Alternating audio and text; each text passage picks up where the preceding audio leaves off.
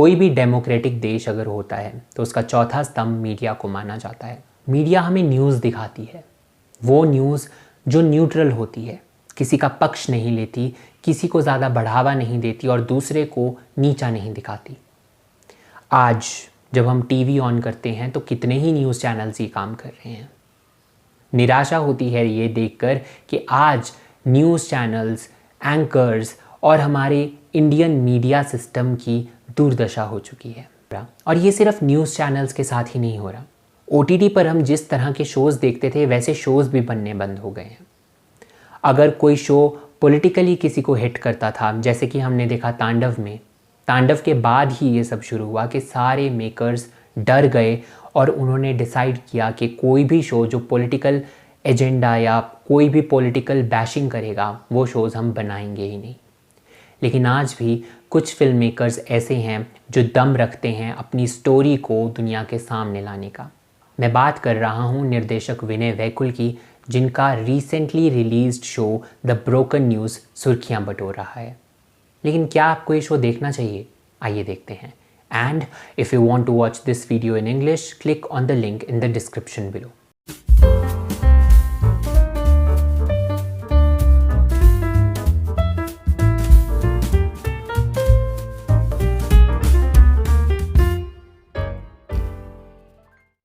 एक news channel है आवाज़ भारती जो सच दिखाने में विश्वास रखता है, और दूसरी तरफ कंपटीशन में है जोश 24/7 जो न्यूज़ को तोड़ मरोड़ के उस पर मसाला लगा के उसे बेचने का काम करता है। जो जोश 24/7 है वो कहीं ना कहीं पक्षपात भी करता है। जो शहर के CM है उनकी फेवर करता है, लेकिन आवाज़ भारती का रूल सिंपल है, न्यूट्रल रह के सिर्फ और सिर्फ सच बताना। तो इन दोनों के बीच में, इन दोनों की आइडियोलॉजीज़ के बीच में जो कंपटीशन चलता है उसी में स्टोरी स्थित है। लेकिन इस बार जो सीज़न शुरू होता है वो आवाज़ भारती की एक जर्नलिस्ट हैं राधा भार्गव, प्लेड बाय श्रेया पिलगांवकर। उन्हें दीपांकर सान्याल ने नेशनल टेलीविज़न पर टेररिस्ट कह दिया था, जिसके बाद उन्हें जेल हो गई थी। अब जेल से छूटने के बाद उनका सिर्फ और सिर्फ एक मकसद है, दीपांकर सान्याल से बदला। वो बदला कैसे लेती हैं, दीपांकर सान्याल के चैनल को कैसे इम्पैक्ट होता है, ये सब इस सीज़न में दिखाया गया है। आइए शो के कुछ गुणों और अवगुणों की बात करते हैं। तीव्र गति और एक अच्छा संकलन। इस शो के पिछले सीज़न में मुझे एक बात बहुत अच्छी लगी थी, वो थी इस शो की स्पीड।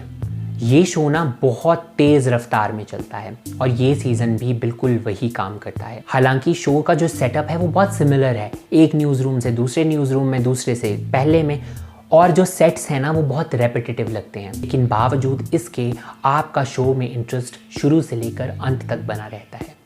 एडिटर गौरव अग्रवाल ने बहुत अच्छे तरीके से इसको एडिट किया है। अच्छा लेखन। इस शो को लिखा है संबित मिश्रा ने और उनकी लिखाई काफ़ी अच्छी है। जो डायलॉग इस शो में कहे गए हैं वो बहुत रियल लगते हैं, बहुत रियलिस्टिक उनमें एक टच है और कहीं भी डायलॉग बाजी करने की कोशिश नहीं की गई है। जो कैरेक्टर की ट्रांसफॉर्मेशन भी होती है, मतलब जैसा कैरेक्टर शुरू हुआ था वो बाद में कैसा बन जाता है, वो भी बहुत बखूबी लिखी गई है, खासकर राधा भार्गव की किरदार की।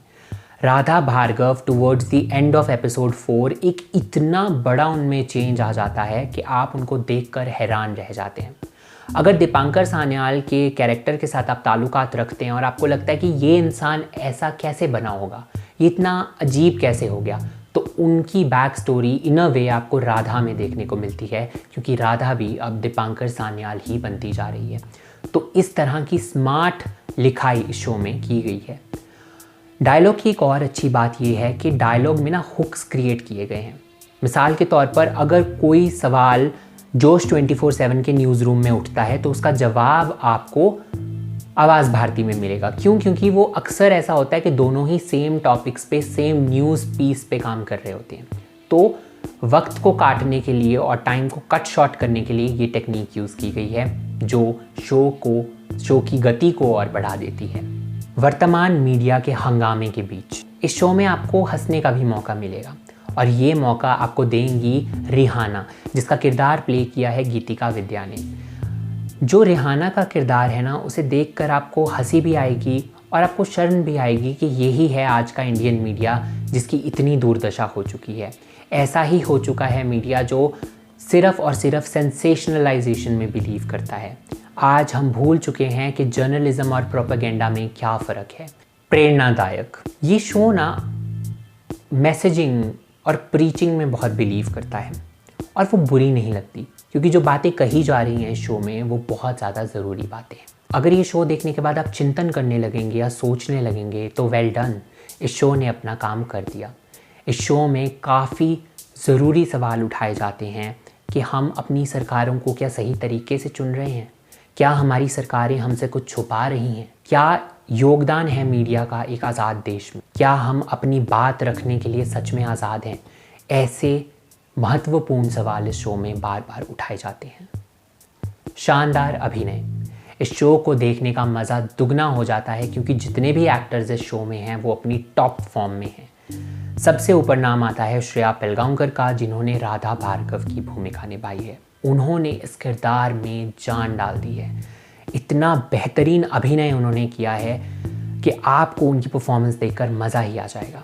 एक चीज़, जब वो अपने डायलॉग्स बोलती हैं तब तो वो छा ही जाती हैं, लेकिन उन्होंने साइलेंसेस को भी बहुत अच्छे से इस्तेमाल किया है।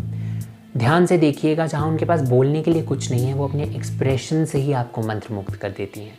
जयदीप अहलावत जो दीपांकर सान्याल की भूमिका निभा रहे हैं, उन्होंने भी अपना काम बखूबी किया है। उनमें इतना टैलेंट है ना कि लगता ही नहीं है कि वो कोई भी रोल नहीं प्ले कर सकते। दीपांकर सान्याल का कैरेक्टर ना ईविल बनाना या बुरा बनाना बहुत आसान था, लेकिन जयदीप की समझ ने, क्राफ्ट के प्रति उनके प्यार ने इस कैरेक्टर में एक ह्यूमन टच डाला है। एक बहुत सुंदर सीन है जहाँ पे उनकी बेटी उनसे किसी सोशल मीडिया इन्फ्लुएंसर के मरने के बारे में पूछती है। उस सीन में जयदीप को अपनी बेटी को देने के लिए जवाब नहीं मिल रहा। That is a brilliant scene. Sonali Bendre भी अमीना कुरैशी की भूमिका में चमकी हैं। उन्होंने जिस तरीके की बॉडी लैंग्वेज इस कैरेक्टर को लेंड की है, वो हमेशा एक काम सीरीन मूड में रहती हैं। गुस्सा उन्हें ज़्यादा जल्दी नहीं आता।